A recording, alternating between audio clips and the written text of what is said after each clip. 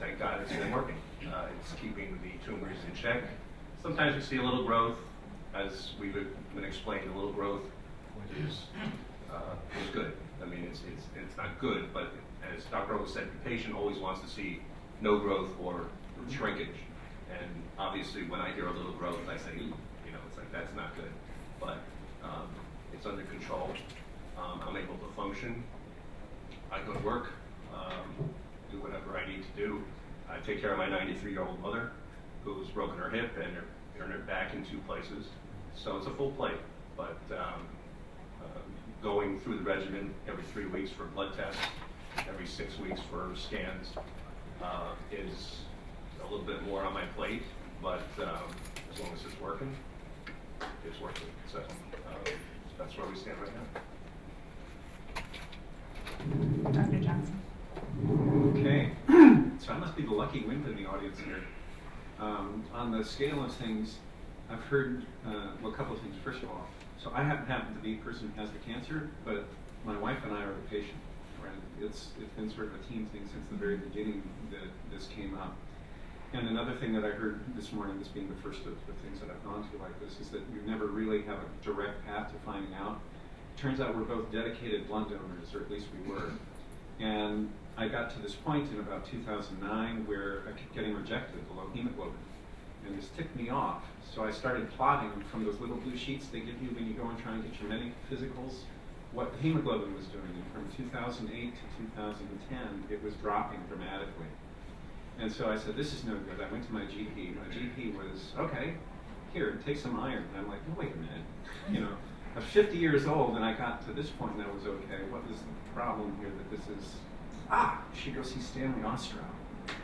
So he's been our stalwart companion through this whole thing.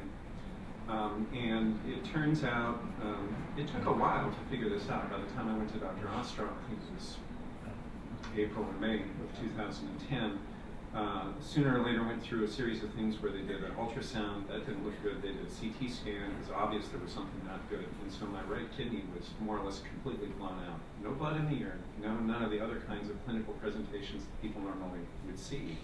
It was just this sort of chance discovery that the hemoglobin had gone to heck. And it was anemic, and I felt lousy. So that's fine.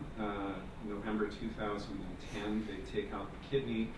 I was just looking it up. I can't remember these things. It was stage 3, firmly grade 2, if that means something to anybody. And they thought that the margins, the surgeon thought that it was great, that he got everything. He had to go right up to the vein in order to take it out, but he thought it was great. Then they looked at it, and it turned out it had cancer at the margin. So they put me on Sutent for a little under 2 years. And in the monitoring things that they were doing, something showed up in the left intrahilar. And so it's kind of weird. It's not a place you can easily get to.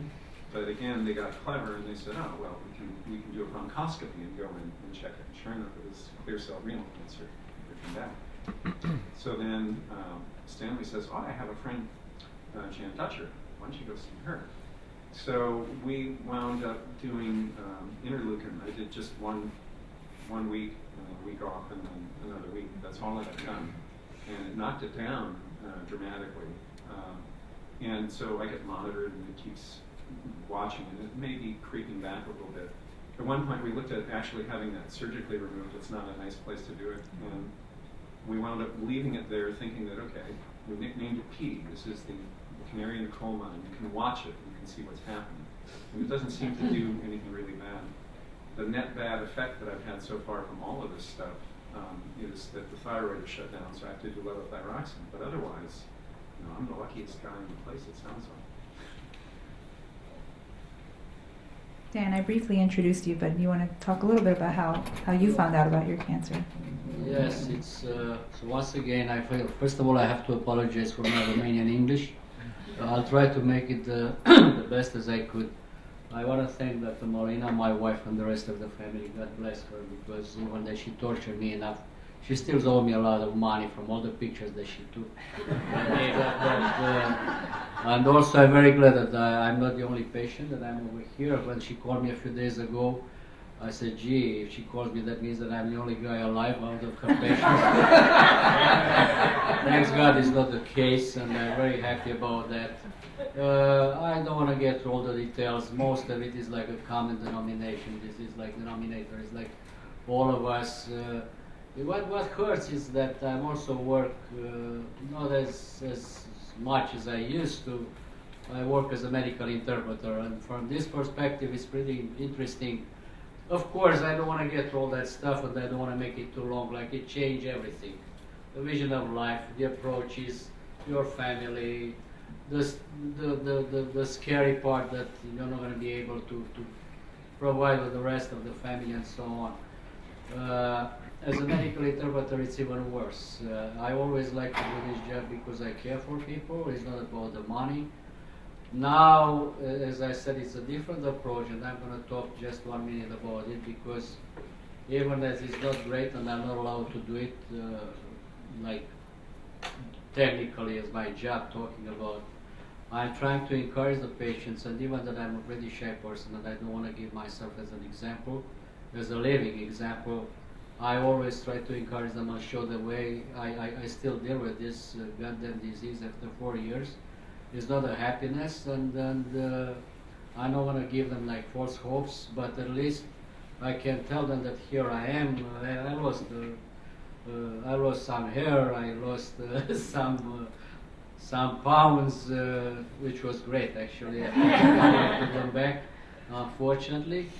But after a few unfortunate trials, unfortunate for me because it was like serious side effects. That diarrhea that was mentioned earlier is terrible, and you really don't know what to do. No matter what, you go for golfing and you go for interpreting. I did a few times for you. You don't remember me. It was great experience. It was very nice. I even for Dr. Morin I had to interpret a few times. And you gotta stuff yourself with the what's it, Imodium? I don't know the medical name because it's pretty embarrassing in the middle of it to have yourself excused and go to the bathroom. Now I'm pretty stable, as you can see. I can function. I walk. I can enjoy the company of my wife and my 2 daughters. God bless them. God bless you all here. The Votriad works. Practically, it's like I don't even know. I guess for me it's even easier that all my friends, two of my friends, having to deal with diabetes, because I don't feel it.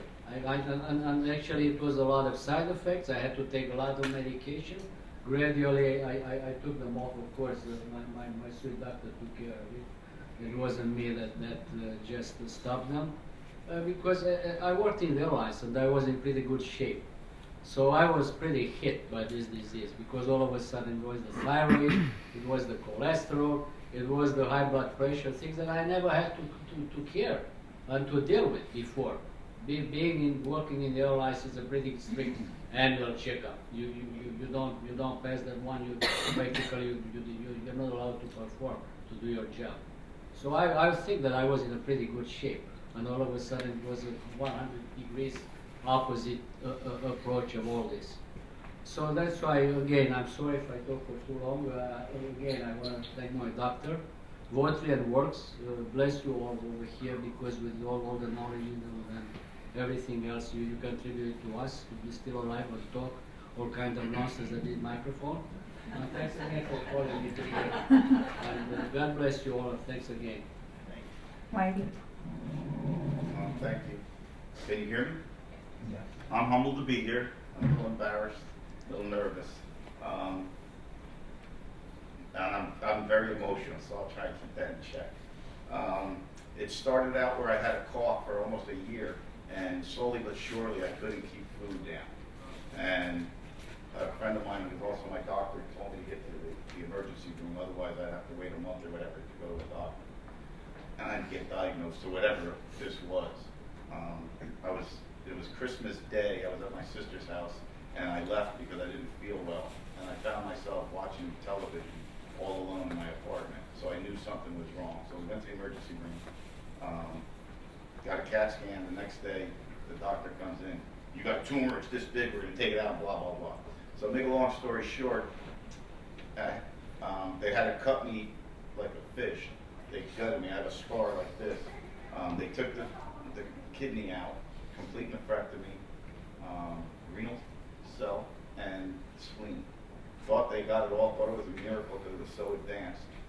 3 months later, what I thought might be the worst day of my life, but it got worse. They said that it spread to my lungs. The other thing was that I had distension to my belly, which still hasn't gone down. I don't understand that. That was a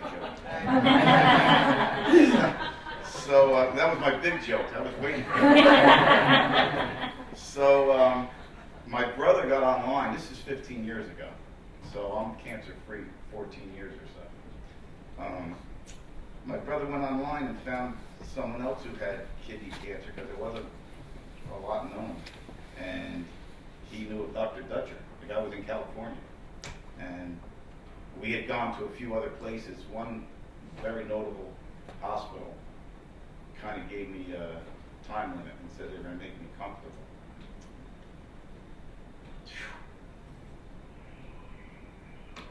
So we met Dr. Dutcher, and she gave us some options, and we went with her, and the rest is history. It had spread to my lungs, and it was like pretty advanced. The nodules, there were many nodules.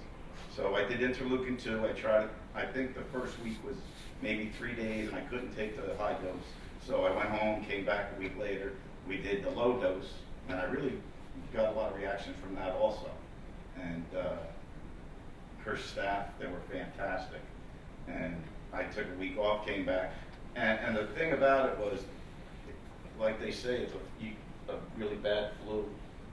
I really reacted terribly to it. My blood pressure would go down. I blacked out a few times. I was on the toilet one time. I just fell down. And then 4 or 5 nurses getting me up. I don't want to get too graphic, but I was throwing up in bed and puking and pooping at the same time. It was really bad. But come Friday, when I was done with it, I couldn't wait to get out of there Saturday morning. And I'd run home and I'd be coaching Little League Baseball in the sun with an umbrella. And that was my saving grace. But then I did another week, so that was like 2.5 weeks of the cycle. And then